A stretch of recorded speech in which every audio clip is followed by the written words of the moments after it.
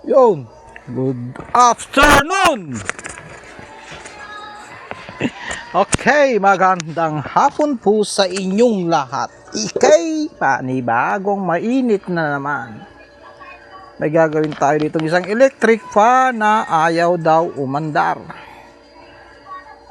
Dahil wala tayong ginagawa ngayon, kahit mainit, ito gagawin natin. Sayang din nito, laman tiyan din yan. Kikita rin tayo dito kahit na 200 lang. Okay? Lalabas natin ang ating mga gamit, ang ating mga mahiwagang gamit. Yun!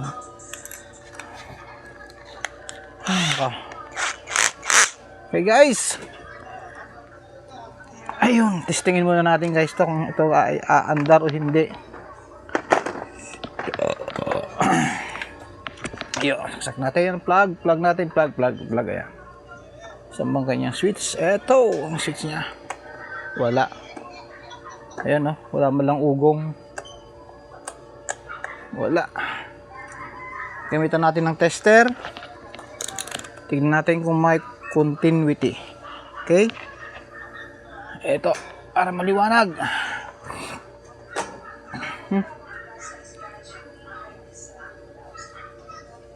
Yun. Ayun po guys, tignan nyo.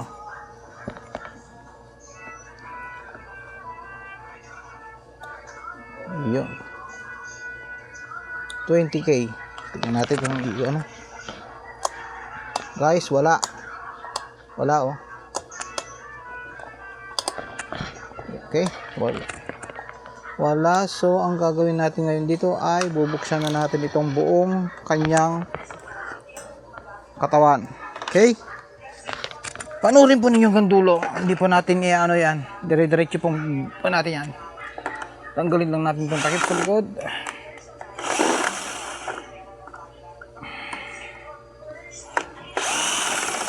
Yun, tanggal ang likod. Tanggal ang kanyang ito yung sa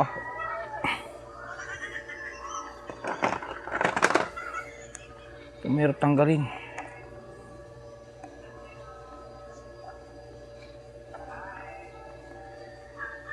Pagbago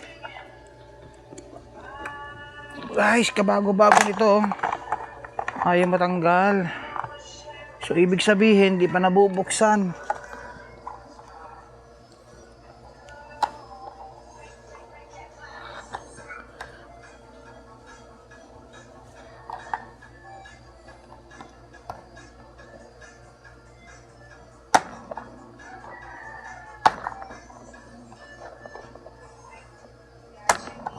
Yan, hirap tanggalin yan.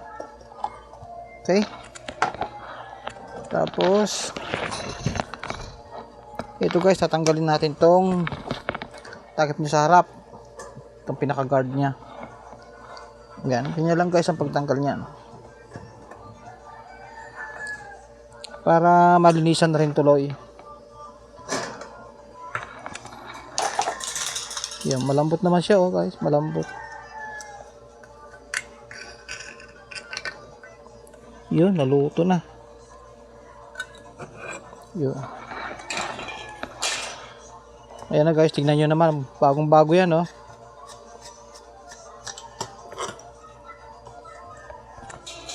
Yun. Tuupo tayo. Ayun. Para maganda-ganda. Kita ba? Yeah.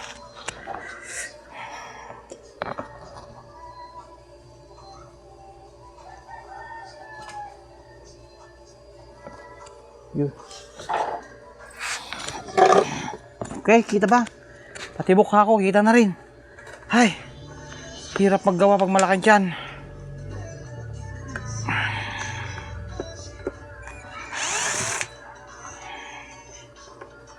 Yan, tinanggal natin. Baklas lahat yan. Siya ko pala guys, itong ganitong mga electric fan, mga bago, kalimitan dyan may mga thermal fuse pa yan. Ngayon, sabi ko doon sa may-ari, pag wala tayong stock ng thermal fuse, pwede bang gamitan na lang natin ng pinagbabawal na technique? Sabi niya, sige, basta umandar yan, okay lang yun, sabi niya. So, okay. We'll try our best. Okay? Ayan o.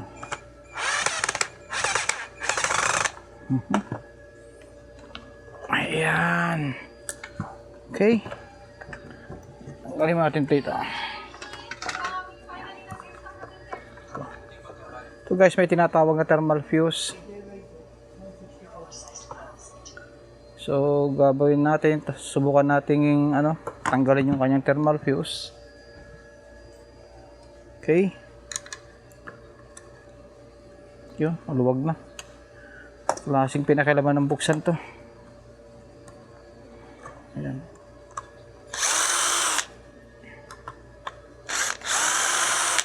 Ayun.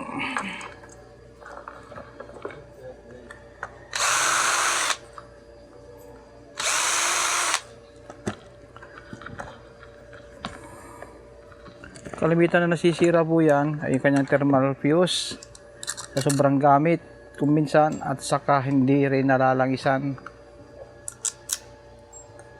Kasi po ito dapat nilalangasan din yan. Yun.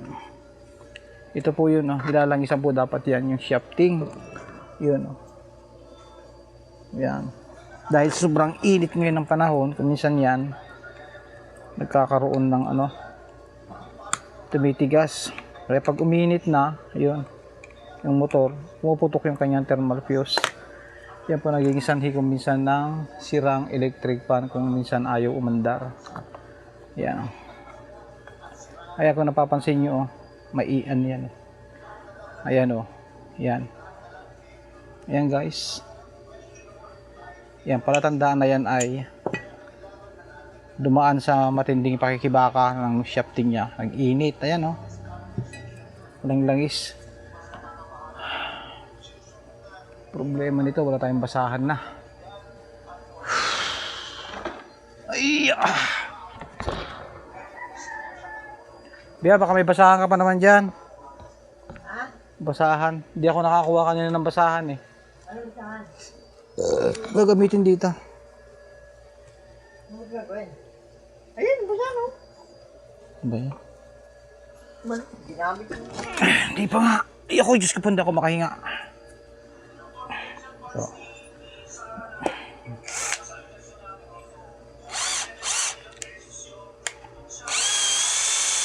Ayun. Guys, tatanggalin natin ang kanyang kapasitor. Para may labas natin guys yung kanyang motor. Ayan, huhugutin natin dito. Yan, dahan-dahan lang po ha. Mga ganito. Masela nito. Yan. Para tandaan na galing sa overheat. Ayan. Hoy! Gulat. Ayan guys, yung mga yan Kainit-init eh. Ayan. Pangina, hindi ako makahinga. Init. Ayun. Bakit nilikit pa niya ng laki ah? Kaya nga eh. Saan ba yung thermal fuse nito? Ito.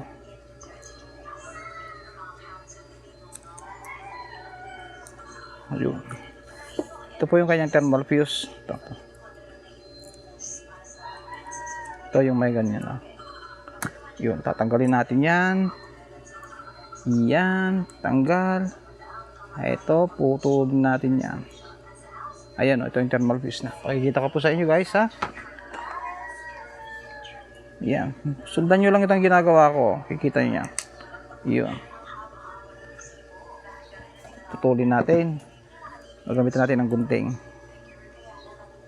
Kahit kayo, pwede nyo gawin to. Yan Yun. Ito yung kanyang thermal fuse.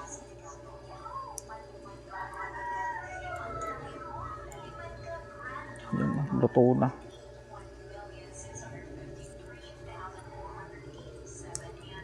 Yun.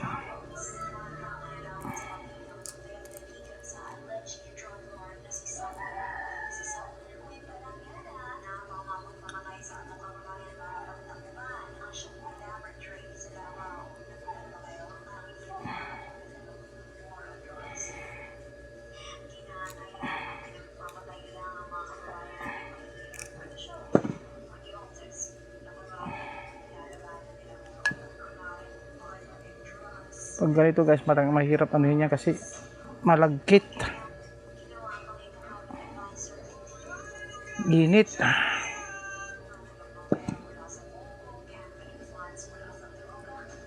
Ayun. Ayun oh.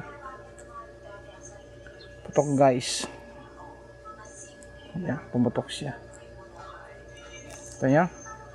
Ayan. Putol. Ayan. Tanggalin nyo lang ito, yung kanyang plastic ito.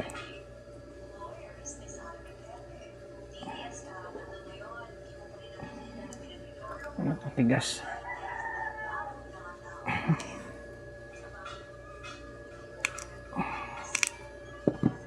Dikit nyo na lang dito, oh, yan.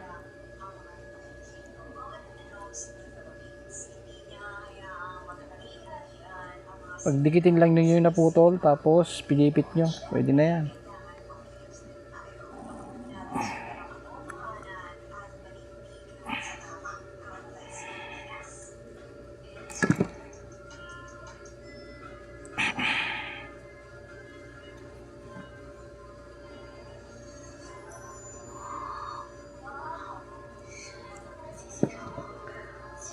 Maliit.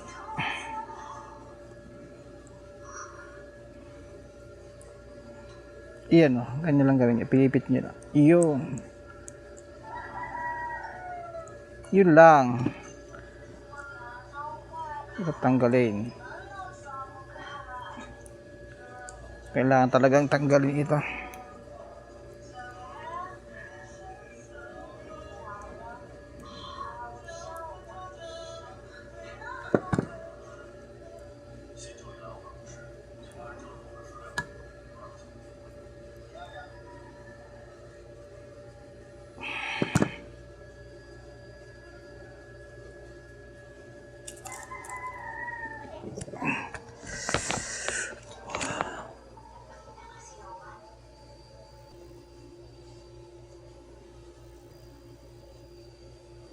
Yun, okay guys, ayan nga po at hininang na natin. Ayan, naghinang muna tayo kasi kanina ng ano. Nilagyan natin ng thermal fuse. Yun. Ito yung nilagay nating thermal fuse, oh. Ayan. Okay. Mainit. Lalagyan ulit natin. Ayan. Tapos babaloktotin din. Yun.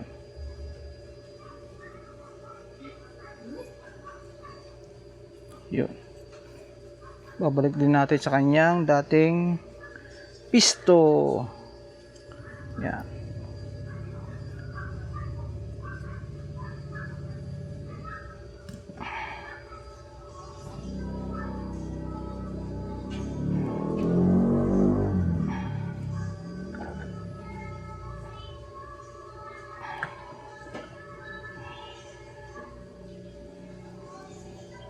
Mahirap isuksak to guys kasi galing sa overheat lahat ng plastic na ano nakadikit. Ayan oh.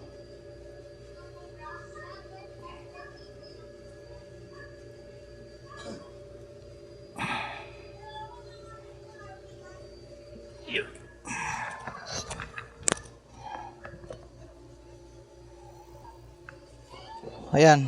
Okay guys, ito nga po. Ay yan, nalagyan na natin ng ano, yan. Kinable tie na rin natin. Yun oh. Yan. Binalik na rin yung dating tali niya. Yan, cable tie lang pong ginamit natin diyan. Tapos syempre, bago natin yan assemblein, lilinisan muna natin yung kanyang shafting at saka yung kanyang bushing. Ganyan lang pong paglilinis niyan, no? Lagyan ng basahan. Yun. Tapos lagyan nyo ng pre-piece screw. Yan.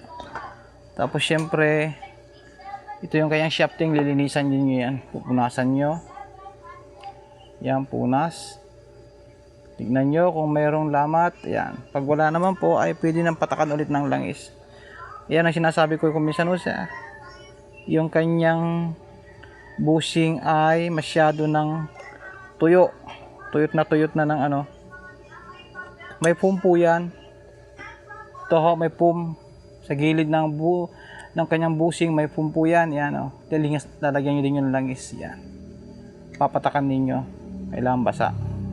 Okay? Tapos ito po yung kanyang shafting. Yan. Lagyan din ninyo ng langis. Yan. Pag hindi nyo nalagyan ng langis dyan, pagdating ng matagal na umaandar ay humihinto. Tapos guys, yan, ibabalik din nyo yan, oh. Ayun.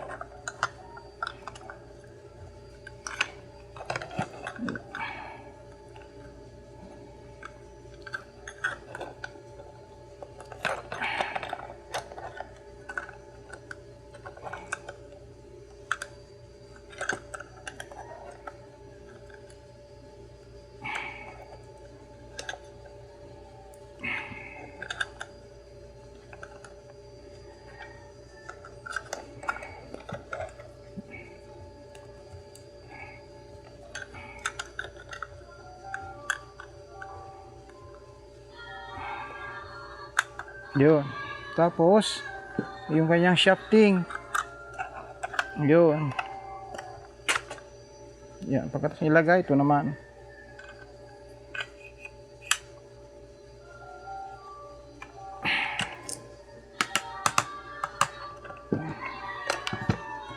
Tapos guys, ibalik na yung kanyang tornilyo. May 4 na tornilyo po yan. Ah. Huwag na wag yung kalilimutang ibalik yan. Malalaglag yan. Yun.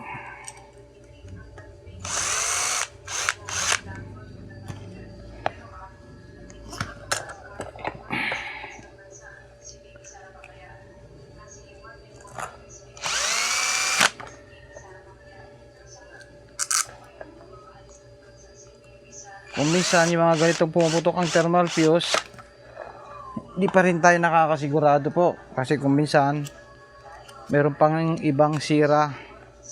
Siya, nalagot yung wire, papunta na sa capacitor. Ganyan po yan. So,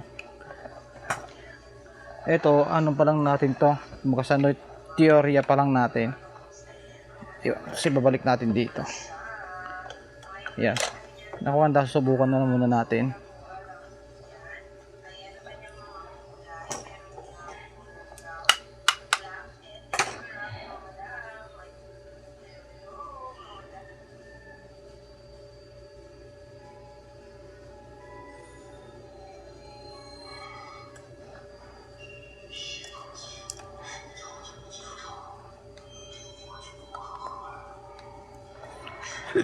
Ay.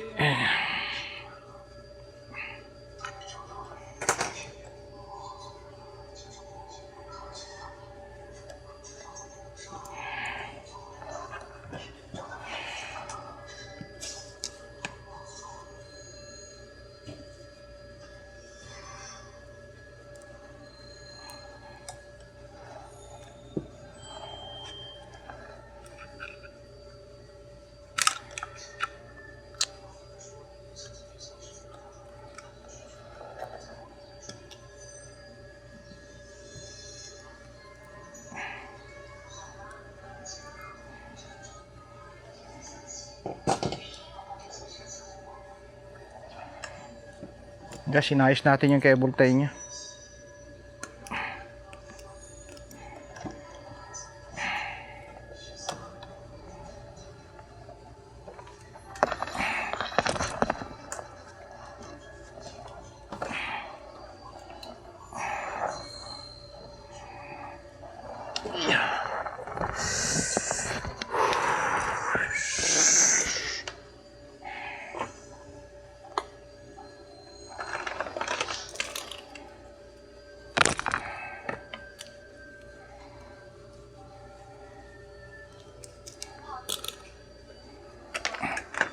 Ayan. Guys, subukan natin. Ito. Tignan natin kung yun ay iikot o hindi. Ayun. Ayan guys, oh. Umiikot na, oh. 1, 2, 3. Okay, ganyan lang po yan, oh. Uy, naku, salamat po ng marami. Paki-follow naman po.